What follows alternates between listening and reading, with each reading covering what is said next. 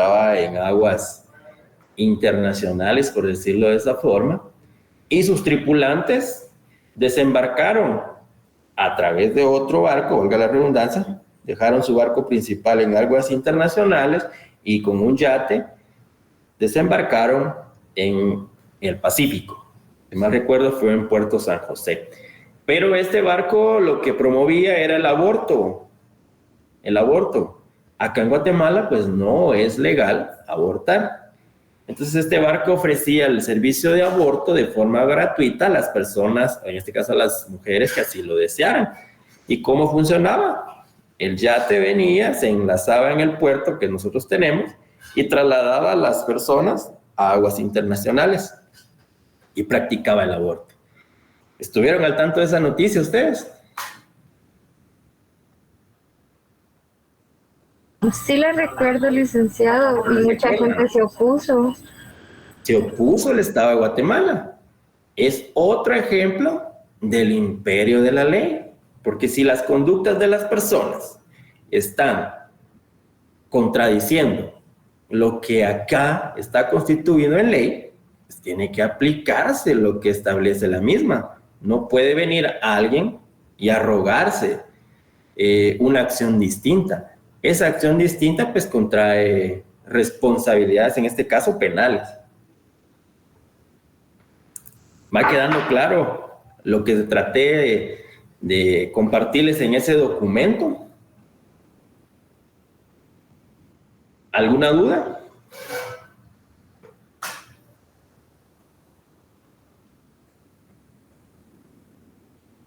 ¿Duda al respecto?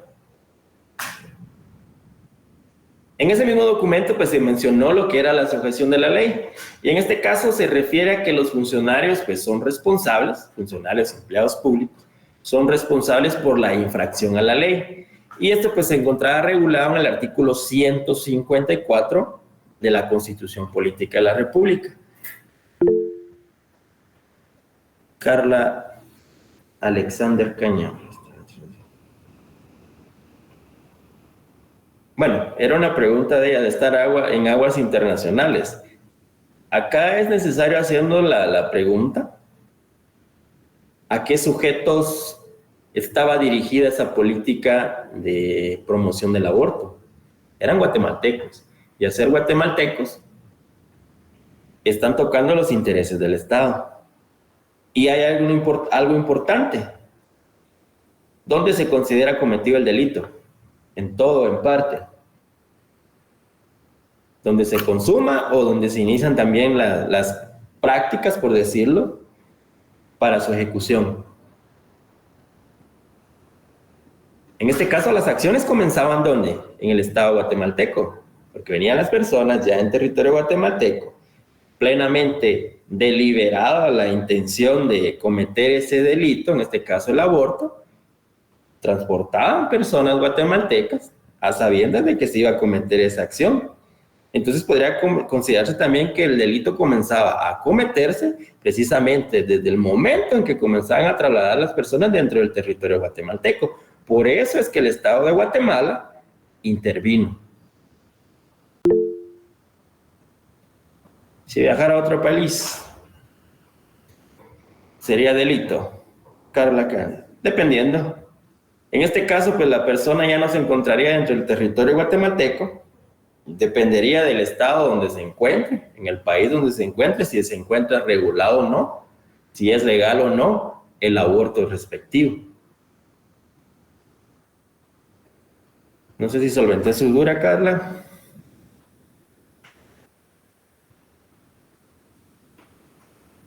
Vean, algo importante, a mí me gusta que participen. Sí, que envíen mensajes y todo, pero también que activemos nuestro audio, nuestro micrófono, nuestra pantalla, porque acá nadie tiene pues encendida su cámara.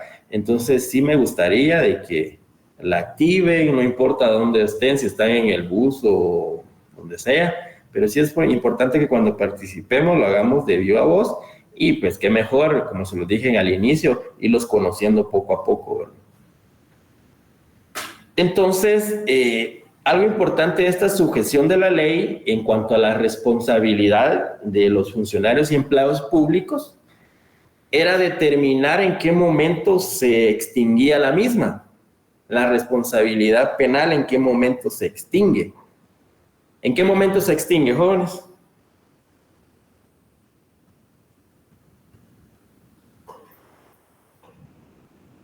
La responsabilidad penal y la responsabilidad civil.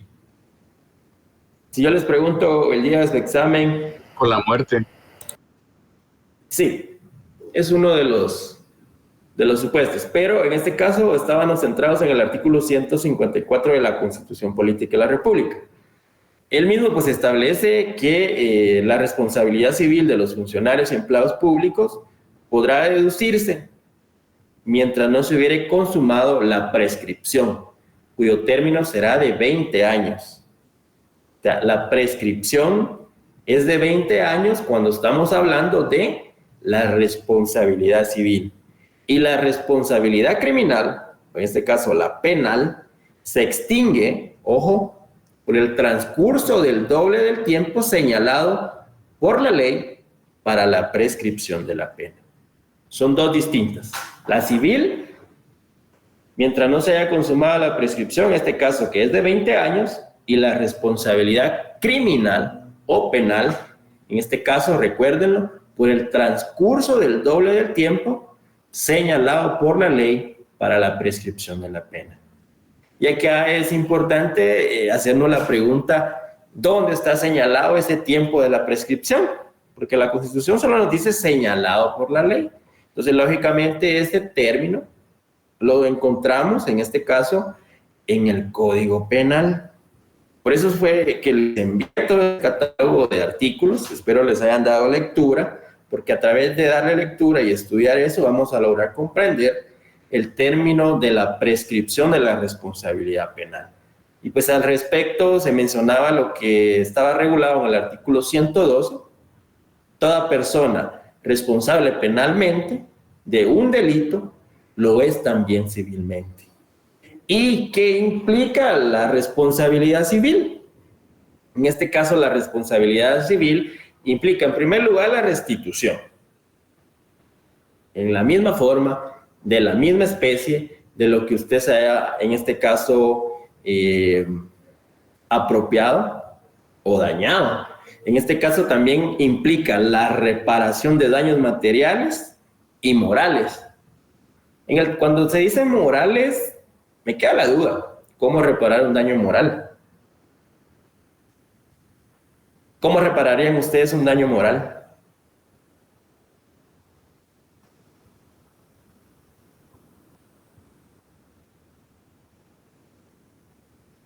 ¿Cómo lo repararían ustedes, un daño moral? Pidiendo disculpas, tal vez. Con terapia. Pero imagínense, pedir disculpas, aunque la persona me cae mal, pero por tal de que ya no siga el proceso penal, yo le pido disculpas, sabiendo que por dentro lo estoy maltratando plenamente en mis facultades volitivas apropiadas. Entonces es bien complicado eso de reparación de un daño moral. Es difícil. Hay personas que perdonan, que dicen, pero nunca olvidan. Entonces, los daños materiales sí, es más factible, por decirlo, hacer una reparación. Si a usted le dañaron su vehículo, lo lleva al mecánico, le reparan los daños y es determinable, pero los morales es bien difícil. Entonces, otra forma de reparación, en este caso de la responsabilidad civil, tenemos la indemnización del perjuicio. ¿Qué es eso? Te pago el daño que te provoqué y pues asunto resuelto, ¿verdad? Eso implica la reparación civil.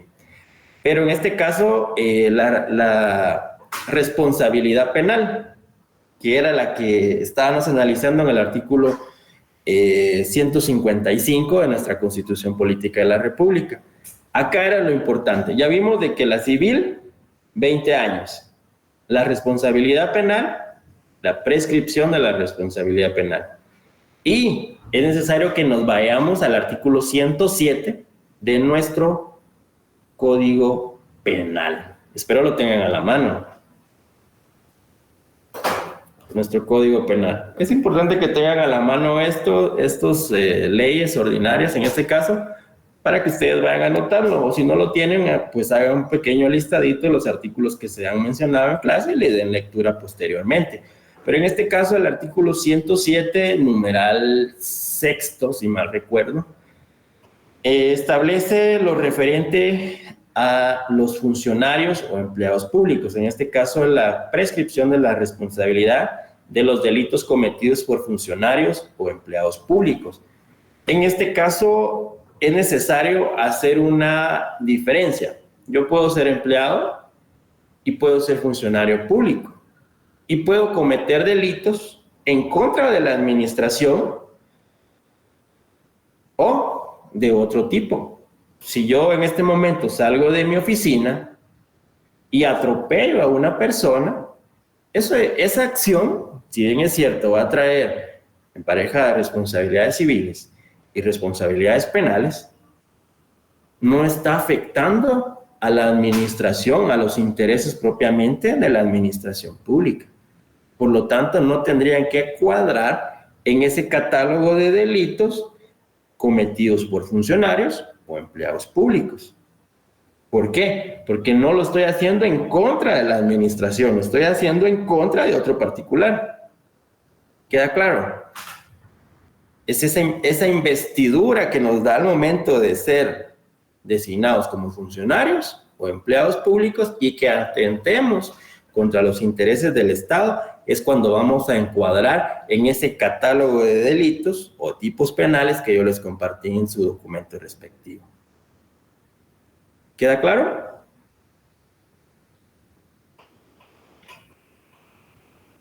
Pues bueno, la prescripción. La prescripción es por el paso del tiempo. Prescribe el derecho, caduca la acción. ¿Te recuerdan? Prescripción y caducidad. Ambas operan por el transcurso del tiempo, pero la prescripción estamos hablando propiamente de los derechos, podría decirse también de la obligación, y la caducidad es precisamente de la acción. En este caso, el artículo 107 pues, se refiere a la prescripción de la responsabilidad penal, y el numeral 6, específicamente, como se los dije anterior, establece esa prescripción cuando se trata de funcionarios o empleados públicos y se está atentando contra los intereses de la administración pública o de justicia. En este caso, pues es el transcurso del doble del tiempo señalado por la ley para la prescripción de la pena. Y necesariamente tenemos que ir al artículo 110 del mismo cuerpo normativo, en este caso el Código Penal. En ese artículo encontramos materializado propiamente la prescripción de la pena. Y en este caso es importante determinar que las penas impuestas, ojo, por sentencia firme, prescriben por el transcurso de un tiempo doble de la pena fijada. Si a usted le impusieron 8 años, el doble de esa pena van a ser 16. Y esta prescripción, por decirlo de esa forma, en ningún momento puede exceder de 30 años. Lo que ustedes tienen que tener claro que es el doble de la pena que le hayan impuesto en sentencia y que debe estar firme esa sentencia. Es decir, de que ya no da lugar a presentar ningún recurso y demás medios de impugnación que nos permite la ley. Y, por lo tanto, esta sentencia ha causado firmeza.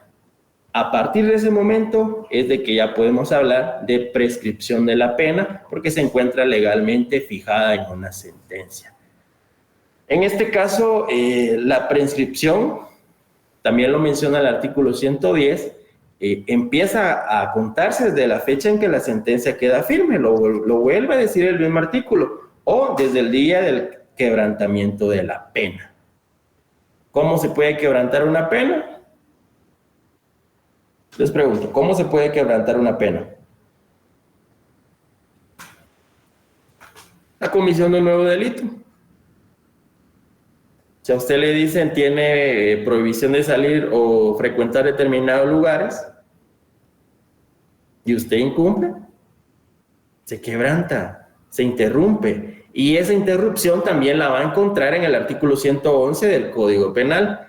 La prescripción de la pena pues se interrumpe en este caso, quedando sin efecto todo el tiempo transcurrido con anterioridad por la comisión de un nuevo delito o porque el reo se presentó o fuera habido.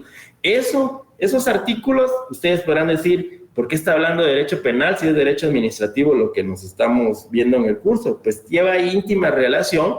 ¿Por qué? Porque esta acción o la función que desempeñan los funcionarios y empleados públicos, como bien lo analizamos anteriormente, debe estar sujeta, en primer lugar, al principio de legalidad. Segundo, que nadie es superior a la ley. Y tercero, toda acción que se realice dentro del territorio de Guatemala debe estar acorde y en estricto respeto a las leyes de Guatemala. Ahora, si yo les pregunto en este momento, ¿a los cuántos años prescribe la responsabilidad civil? ¿Qué me dirían?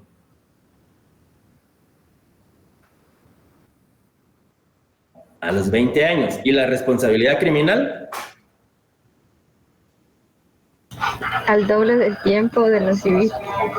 Al doble del tiempo de la pena impuesta en sentencia. ¿Queda claro, jóvenes?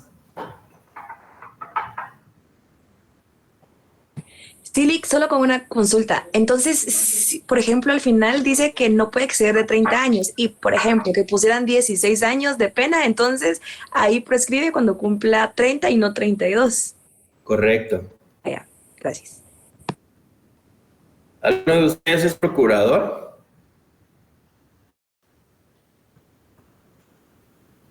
¿O ha tenido la oportunidad de calcular el tema del impuesto notarial, del timbre notarial de los testimonios especiales? No. Bueno, se lo hago mención porque en este caso la ley no se obliga a los notarios a hacer un pago de impuesto de timbre notarial a razón del 2 por millar. Y nos establece un mínimo y un máximo, un mínimo de 1 quetzal y un máximo de 300 quetzales. Si en este caso se sobrepasan los 300 quetzales al hacer el cálculo matemático, estamos obligados a pagar únicamente 300 quetzales. En este caso, el artículo que analizamos del Código Penal establece que para la prescripción de la responsabilidad penal nunca será mayor a los 30 años que mencionaba la compañera. Entonces, si el cálculo o la sumatoria de los años que le impusieron supera esa cantidad, pues deberá entenderse que no deberá ser superior a los 30 años. Bueno, sigamos avanzando. Dentro del documento que también les compartí, recuerdo de que se hablaba de los sistemas políticos de gobierno. Y los sistemas de políticos de gobierno, pues es una forma de organización y comunicación del poder político, del poder constitucional y de relaciones entre los mismos órganos que conforman la administración pública. En este caso, pues se mencionaba lo que era el sistema político del sistema parlamentario. A manera de historia, pues se mencionó de que este era un producto de la Revolución Francesa. Pero ¿qué quiero que tengan o extraigan de este sistema parlamentario? Primero, que en este sistema parlamentario existen características de Guatemala, por decirlo, que el sistema de Guatemala tiene. Por ejemplo, la figura de la interpelación. Este sistema parlamentario, pues, es un sistema propio de los países europeos. Nosotros, pues, ya vemos en dónde estamos ubicados y lo importante es tener claro que Guatemala, bueno, y dijo, este sistema me gusta, tomo la figura de la interpelación y la aplico en el que tenemos acá en el país. Algo importante es de que las funciones generales del gobierno, en este caso, las ejerce una persona que se conoce en este caso en esos países europeos como rey o monarca. Este ejerce principalmente la función política y una segunda persona ejerce lo referente a la administración pública. En este caso ellos tienen nombres como el primer ministro, como presidente del Consejo de Ministros, pero lo importante es extraer de que son dos personas distintas las que ejercen poderes diferentes. En este caso, la representación política la ejerce una persona y la representación de administración pública la ejerce una distinta.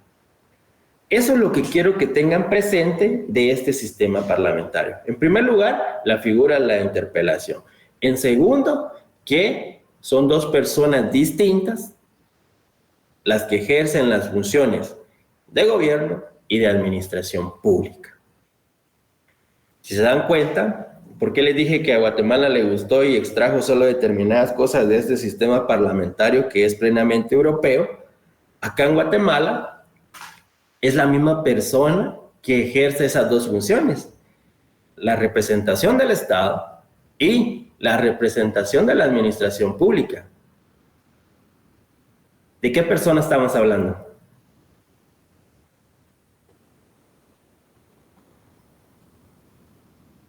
El presidente de la República de Guatemala, que también es el superior jerárquico de la administración pública, en este caso, del poder ejecutivo, del organismo ejecutivo. Entonces, esta otra figura, la concentración de esas dos funciones, es decir, como jefe de gobierno y como jefe de Estado, es propiamente de un sistema presidencialista. En este caso, el sistema presidencialista surgió en los Estados Unidos de Norteamérica, en contraposición a lo que establecía el sistema parlamentario. Entonces, Guatemala viene y le gustó esto. Bueno, ¿para qué vamos a tener dos personas que ejerzan poderes distintos cuando podemos reunir tales funciones en una sola? Entonces, adoptemos el sistema presidencialista y que nuestro presidente constitucional sea jefe de Estado y sea jefe de gobierno. Y ahí tenemos a nuestro presidente ejerciendo ambas funciones. ¿Va quedando claro, jóvenes, cómo es que funciona el sistema parlamentario y el sistema presidencialista? Entonces, hagámonos la pregunta. Entonces, si el gobierno de Guatemala no es parlamentario y no es plenamente presidencialista, nosotros tenemos un sistema, como por decirlo de esa forma, mixto o híbrido. Porque acá en Guatemala tenemos la figura de la interpelación. Ahí tenemos a los diputados, señores diputados del Congreso de la República, interpelando a los ministros de Estado. Y hacen un show. El último que vi fue cuando estaban interpelando, citaron al ministro del MIDES y lo estaban ahí, que rindieron un montón de cuentas, ¿verdad? Esa es la figura de la interpelación, esa fiscalización, ese poder que tiene un órgano, que es el Congreso de la República, a través de los diputados, de citar a los ministros para que les rindan cuentas en este caso. Entonces, el sistema de Guatemala, si se dan cuenta, tiene estas figuras, extrajo figuras del sistema parlamentario, extrajo figuras del sistema presidencialista y las implementó acá. Entonces, nuestro sistema de gobierno podría decirse que es un híbrido o es una forma mixta. Entonces, también se habló de lo que era el organismo ejecutivo. Creo que ahí no hay mayor problema en comprender qué es el organismo ejecutivo. Lo venimos mencionando desde las primeras clases. Y también se mencionó dónde está una regulación, en este caso constitucional. Lo encontraron desde el artículo 182 al 189 de la Constitución Política y pues lógicamente en su ley propiamente orgánica, en este caso del organismo ejecutivo. Y el último tema que quedó inconcluso de ese documento era los sistemas de sustitución. ¿Qué pasa cuando se ausenta el presidente de la República, ya sea temporal o definitiva? ¿Y qué pasa cuando se ausenta el vicepresidente de la República, ya sea de forma temporal o definitiva. ¿Cuáles son esos sistemas de sustitución? Eso es lo que quedó pendiente. Y se los dejé de esa forma, solo les hice mención de qué artículos estaba regulado su sistema de sustitución para que ustedes les entrara esa curiosidad y les dieran lectura. Les dieron lectura a esos artículos, al artículo 187, al 188 y 189 de la Constitución Política de la República. ¿Quién quiere participar? ¿Qué comprendieron de esos artículos?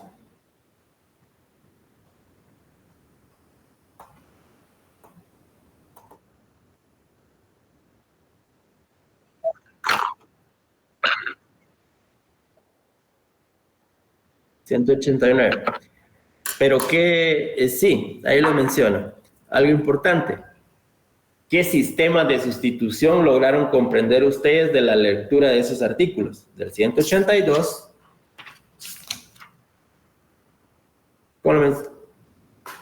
¿Qué encontraron, jóvenes? ¿Qué me pueden comentar al respecto de esos mecanismos? Perdón, es 187... 187, 188 y 189.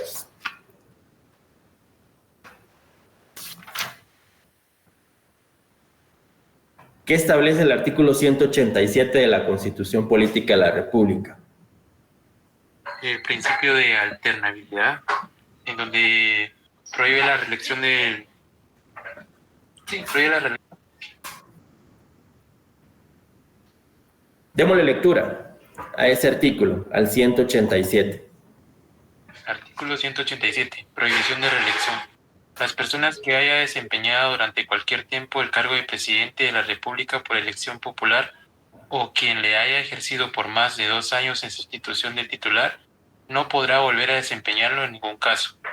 La reelección o la prolongación del periodo presidencial por cualquier medio son punibles de conformidad con la ley. El mandato que se pretenda ejercer será nula. Acá encontramos el primer sistema de sustitución. Nos está diciendo que la reelección o la prolongación del periodo constitucional por cualquier medio son punibles de conformidad con la ley. Nos está diciendo, por esta forma, por mencionarlo así, aunque no lo diga el artículo, está diciendo de que la primera forma de sustitución es por la elección democrática y constitucional y toma de posesión de los nuevos representantes, del nuevo presidente y del nuevo vicepresidente. Esa es la primera forma de sustitución, por elección y toma de posesión de los nuevos representantes. Anótenlo. Esa es la primera forma de sustitución. ¿Queda claro? Sigamos dándole lectura. Ahora, en este caso, al artículo 188.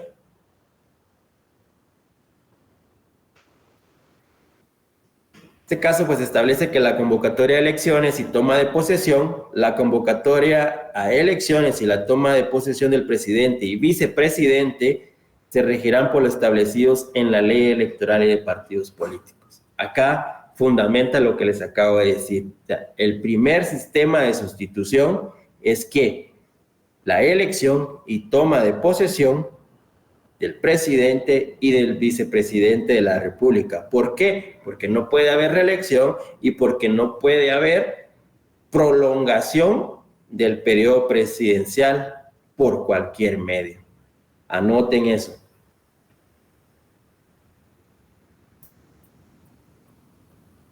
Ahora veamos lo que establece el artículo 189 de la Constitución Política de la República de Guatemala. José Leonel Noriega, por favor, si les podrías dar de lectura el artículo 189 de la Constitución Política. Buenas tardes, licenciado. Sí, claro. Artículo 189 de la Constitución. Falta temporal o absoluta del presidente de la República. Detengámonos ahí. Sí. ¿Falta temporal o absoluta? Y falta absoluta. Dos formas, falta temporal y falta absoluta. Sigamos, por favor. En caso de falta temporal o absoluta del presidente de la República, lo sustituirá el vicepresidente. Si la falta fuera absoluta, el vicepresidente desempeñará la presidencia hasta la terminación del periodo constitucional. Y en caso de falta permanente de ambos, completará dicho periodo la persona que designe el Congreso de la República, con el voto favorable de las 2/3 partes del total de diputados. Muchas gracias.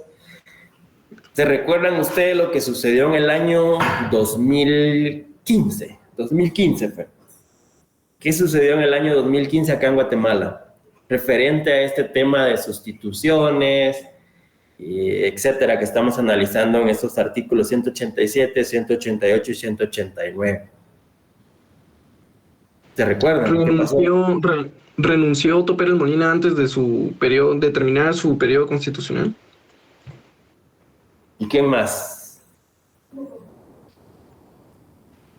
Se eligió a alguien para que terminara ese periodo en lo que llegaban las elecciones. ¿Quién más se recuerda? Gracias, José. ¿Quién más se recuerda lo que sucedió en el 2015 y de todo este tema político de sustituciones? Que nos pueda comentar de lo que se recuerde, de cómo vivió esto, cómo interpretó esas sustituciones. Creo que es el caso más próximo de lo que tenemos las generaciones, por decirlo, del 91 para acá, de esta forma de sustituciones del presidente. En este caso fue una forma absoluta. ¿Qué más se recuerdan? Creo que fue cuando fue el caso llamado La Línea, ¿no? Cuando no solo fue a él, sino que fueron a varias personas y también a la vicepresidenta. La Línea, estaba el caso Ixpisa, que estaba la comisión, la CICIG acá en Guatemala, que le colocaba sus casos de investigación, nombres bien llamativos, ¿verdad? La Línea, Ixpisa, hubieron nombres meros extrovertidos ahí. Pero sí, había una red en ese momento que estaba funcionando desde la Superintendencia de Administración Tributaria, que se estaban haciendo una defraudación en contra del Estado de Guatemala. Se hicieron las investigaciones y todo. Se pidió el retiro de inmunidad en este caso. ¿Se recuerdan los funcionarios y empleados públicos? En este caso el presidente y vicepresidente pues gozan de una figura de antejuicio. ¿Se recuerdan? De penal. Entonces, la primera funcionaria, en este caso, que renunció fue la vicepresidente. ¿Quién era la vicepresidenta en ese momento? ¿Se recuerdan? 2015. Roxana Valdetti. Roxana Valdetti. Viene, retiran por unanimidad el derecho de antejuicio, inicia la investigación, la llevan a prisión y todo, y da lugar a la primera forma de sustitución. Entonces viene el Congreso de la República, a través de una terna, eligen a la persona que ha de sustituir o reemplazar, en este caso, la vacante que había dejado la vicepresidente en ese momento. ¿A quién eligieron?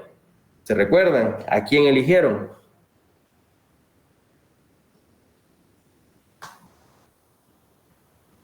¿A quién eligieron en ese entonces?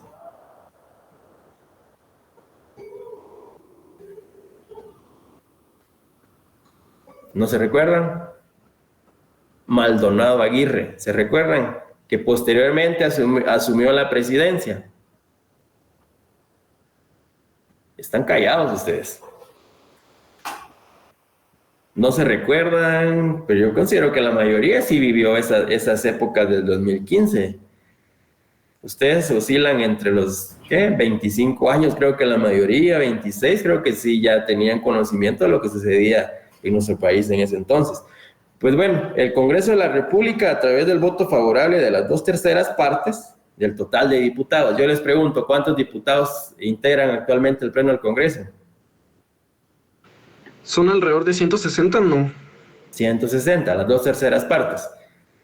Actualmente, en aquel entonces pues había una variante, pero actualmente son 160. Entonces vino el Congreso de la República, con el voto favorable de las 2/3 partes, eligió a la persona que iba a entrar como vicepresidente, porque no podía estar el cargo vacante en ese sentido, y eligieron al señor Maldonado Aguirre. Posteriormente, al poco tiempo, sucede lo mismo con el presidente de la República, que era Otto Pérez Molina. En este caso, la figura del vicepresidente, su función es que sustituir al presidente en caso de ausencia temporal o absoluta. Entonces, al que habían designado como vicepresidente, viene y asume la presidencia del país.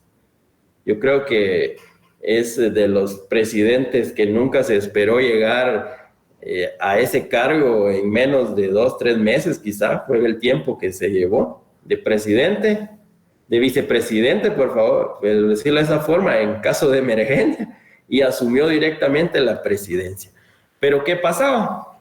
Si el que habían nombrado vicepresidente ahora era el presidente, volvía a quedar vacante la plaza de ¿qué? De vicepresidente, pero como era un tiempo relativamente corto, no afectó mayor cosa.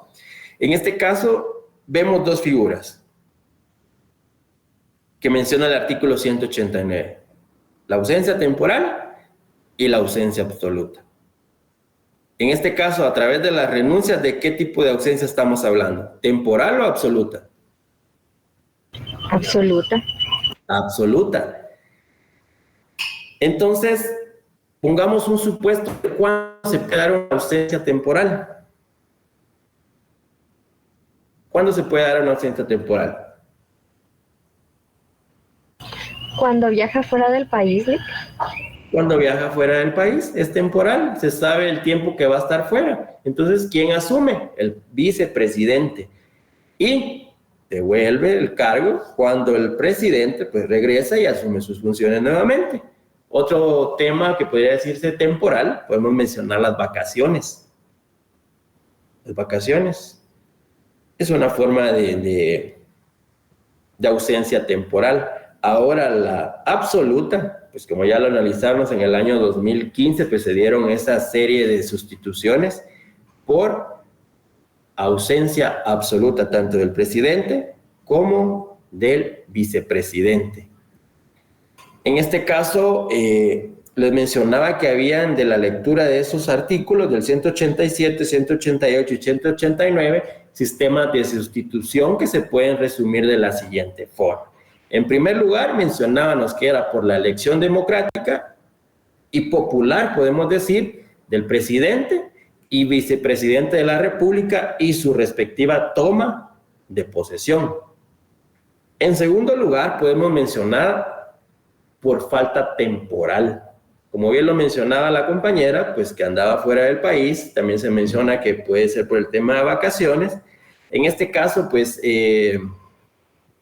quien lo sustituye es el vicepresidente. Esa ausencia temporal es sustituido, en este caso, por el vicepresidente.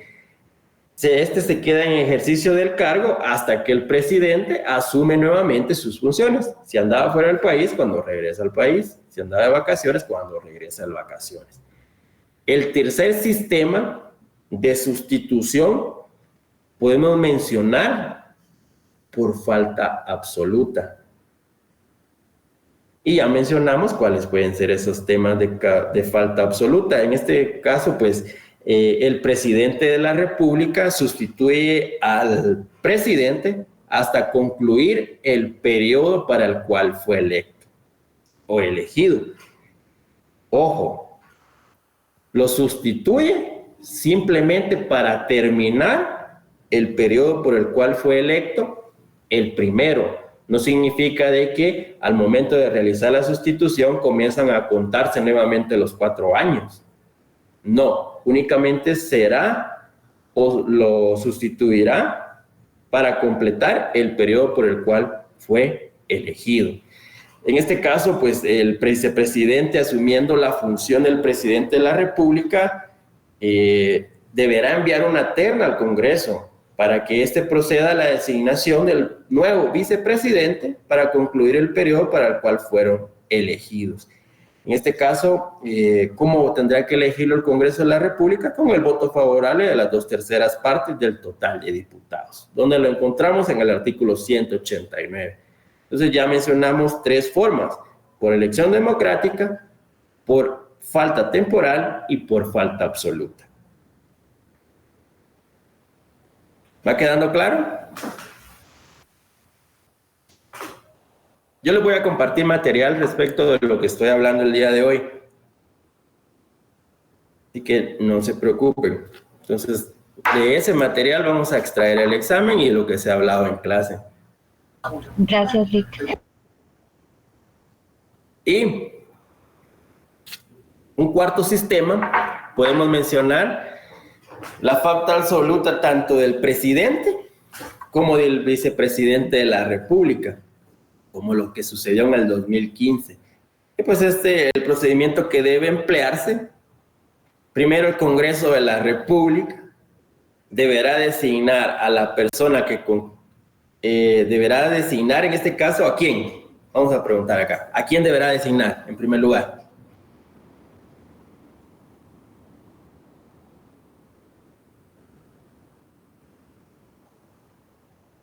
¿A quién debe designar primero el presidente? En caso de que los dos, tanto presidente como vicepresidente, tengan una ausencia absoluta o una falta absoluta. ¿A quién consideran que debe nombrar primero el Congreso de la República? Al presidente. Al presidente. ¿Por qué? Porque es el presidente, es decir, la nueva persona que el Congreso de la República está designando como presidente, quien conformará terna y la enviará al Congreso para que éste designe a su vicepresidente. Ese es el cuarto sistema de sustitución que podría extraerse de la lectura de estos artículos constitucionales, 187, 188 y 189. En este caso, después de tomar posesión el nuevo presidente, es decir, la persona que ha designado al Congreso de la República, este procederá a enviar una terna para que el Congreso de la República le designe a su vicepresidente. ¿Queda claro cómo son los sistemas de sustitución que tenemos acá en Guatemala? 4. Por elección democrática, por ausencia temporal, por ausencia absoluta y por ausencia absoluta tanto del presidente como vicepresidente. Y cómo es la forma o el mecanismo que se utilizará para la sustitución respectiva. Si se dan cuenta, acá menciona ausencia temporal y definitiva, pero ninguna hace mención de la ausencia temporal del vicepresidente. ¿Quién sustituye al vicepresidente en una ausencia temporal? Solo menciona si el presidente no está, lo sustituye el vicepresidente. Pero si no está el vicepresidente, ¿quién lo sustituye a él? ¿Qué consideran ustedes? ¿Quién sustituye al vicepresidente por una ausencia temporal?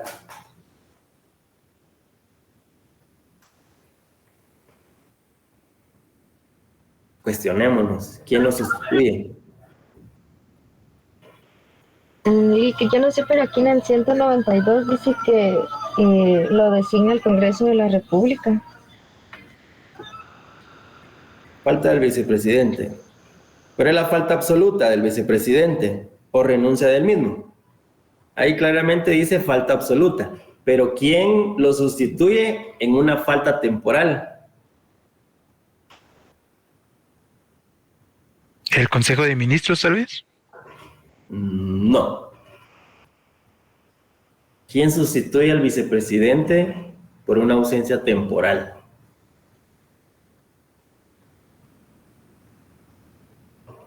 ¿Qué consideran ustedes?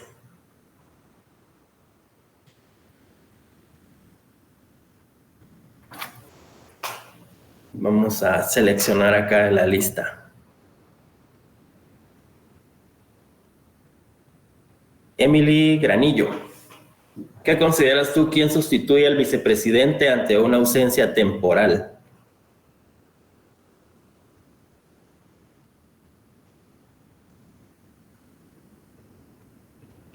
Lic, la verdad no se me ocurre quién podría sustituir al vicepresidente temporalmente. No sé si tal vez una persona designada por él, No, ya sea su... No. no. Gracias, Emily. Johanna Chamay, ¿qué nos puedes comentar al respecto? Pues licenciado, yo la verdad no tengo tanta idea, pero consideraría que a lo mejor el presidente es el que escoge quién va a sustituir al vicepresidente. No. ¿Alguien más que quiera participar? Sería el vicepresidente, Lic. Bueno, tenemos la ausencia temporal del vicepresidente, pero ¿quién lo sustituye? Es decir, al vicepresidente, ¿quién lo sustituye por una ausencia temporal?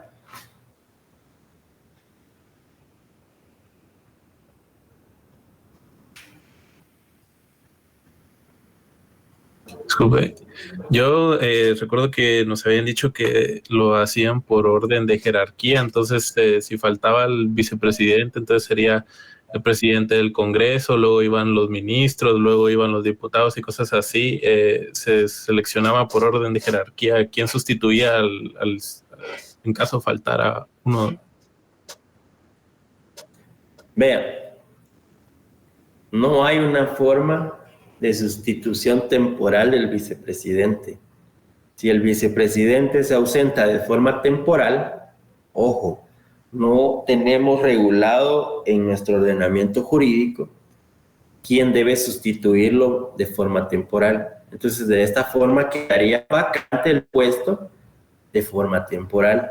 Sí tenemos regulado la sustitución, pero cuando es ausencia absoluta. Temporal no tenemos. No es que vaya a pasar un ministro, no es que vaya a pasar a sustituir un diputado o X persona. No tenemos. No tenemos. Recuérdenlo eso. Si yo les pregunto quién sustituye en forma temporal al vicepresidente, ¿qué me van a decir? No tenemos regulado la sustitución temporal. ¿Queda claro, jóvenes?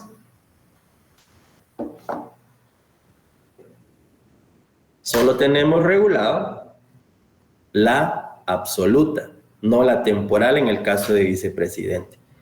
Entonces, creo que vamos a ir dejando nuestra clase por acá. ¿Dudas al respecto? Creo que estamos para el 25 de noviembre, de febrero, de nuestro examen parcial. ¿Qué es lo que viene? Lo que hemos visto en clase, el material que hemos compartido. Es poco, aprovechenlo a sacar una buena nota. ¿A qué hora el parcial? Disculpe, licenciado. No han publicado el horario respectivo, solo nos comentaron lo de la fecha, pero la distribución de salones no lo han publicado.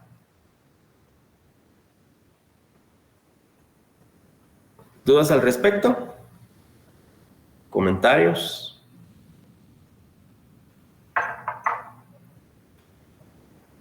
Están callados ustedes. Incluso en el grupo de WhatsApp casi nadie comenta. Se compartieron unos comentarios, documentos y muy pocos participan. Pero sí me gustaría que vayamos teniendo mayor participación y pues eso les va a servir bastante. Si no hay dudas al respecto y queda claro de lo que vamos a examinar, entonces damos por concluida esta clase. Alguna información importante que se me estaba pasando por alto. Coordinación nos compartió una circular donde se suspenden actividades académicas para el día lunes. Lastimosamente, día viernes, por motivo de realizarse la primera vuelta del proceso de elección de electores profesionales que van a elegir al decano. Entonces, no sé si ya tuvieron ustedes el conocimiento de tal circular, pero se las voy a hacer llegar. Entonces, eso significa que el día viernes, pues no vamos a tener nuestra clase respectiva. ¿Qué voy a preparar? Sí, les voy a preparar un material para que ustedes refuercen el contenido que hemos estado analizando en nuestras clases previas, ¿no? Entonces, yo mandé mi información para que en el grupo de WhatsApp, pero no me ha agregado. Elvia Lucrecia.